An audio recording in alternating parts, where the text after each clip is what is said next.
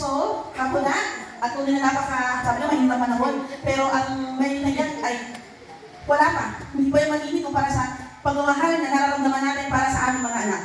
Iyan ay malamig pa kumpara sa concern, pag-aasikaso, at paghahangad ng mabuting kinabukasan para sa mga anak. Tama po ba mga nanay at tatay?